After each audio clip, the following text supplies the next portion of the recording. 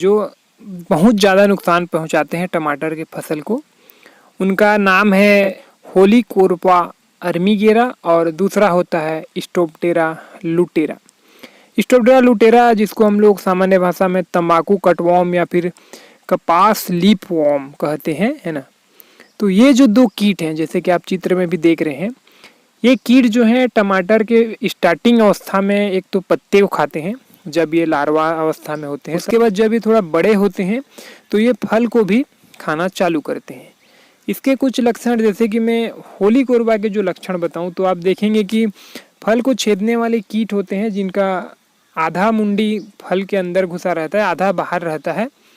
और एक जो दूसरा, जैसे कि तंबाकू कटवर्म की मैं बात करूं तो वो फल के ऊपर साइड में फल को खाते रहता है और फूल फल छोटे सारे को ये लोग खाते रहते हैं, जिससे हमको काफ़ी ज़्यादा नुकसान होता है। तो आज इसके जो है मैं आपको जैविक उपाय के बारे में बता रहा हूँ। ये बहुत ही कारगर उपाय है और ये वैज्ञानिकों द्वारा भी हमेशा अनुशंसित की जाती है।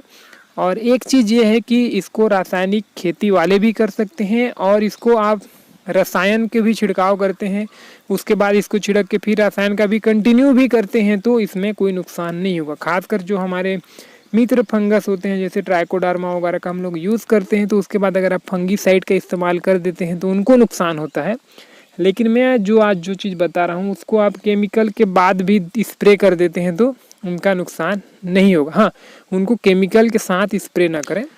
उसको बोलते हैं हम लोग NPB वायरस। ये जो वायरस होता है NPB वायरस, ये एक वायरस होता है जो जैसे ही हम लोग इसको फसल में स्प्रे करते हैं तो वो कीट में जैसे पड़ा या फिर कीट में नहीं भी पड़ता है तो पत्ते वगैरह में जब चिपके रहता है और कीट वहाँ से जैसे ही उसके संपर्क में आता है तो वो जो वायरस होते हैं वो कीट के ऊपर आ जाते हैं और कीट के अंदर घुस के वो अपने आप को वहाँ से फैलाना चालू करते हैं। 2 से 3 दिन बाद आप देखेंगे कि कीट पीला पड़ना शुरू हो जाएगा और उसके कुछ दिन बाद आप देखेंगे कि कीट उल्टा लटके हुए मरे हुए रहता है। तो NPB वायरस का जब भी कीट पे अटैक होता है तो वो उल्टा लटक के मरे रहता है।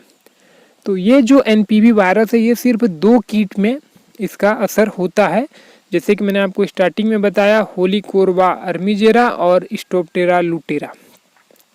इसके बाद और बाकी जो कीट होते हैं जैसे कि बैंगन में फल छेदने वाले कीट है उन पे असर नहीं होगा, लेकिन जो टमाटर के फल छेदने वाले जो कीट हैं उसके लिए ये बेस्ट है। तो अगर आप टमाटर की खेती करते हैं और आप इन कीट से परेशान हैं, केमिकल से कंट्रोल हो नहीं रहे हैं, तो आप बीच में एक स्प्रे आप NPB वायरस का भी कर सकते हैं। NPB वायरस पूरी तरीके से इंसानों के लिए सुरक्षित है। ये सबसे ज़्यादा नुकसान करेगा तो सिर्फ इन दोनों कीट को ही करेगा, बाकी के लिए नुकसानदायक नहीं होता है। इनके काम करने का तरीका ये रहता है कि ये जो वायरस जैसे ही कीट के बॉडी में टच करते हैं तो उसके सेल के अंदर घुस के उसके DNA को ये लोग चेंज करना चालू कर देते हैं, जिससे कीट ऑटोमेटिकली ख़त्म हो जाता है। तो इसको आप बाज़ार में उपलब्ध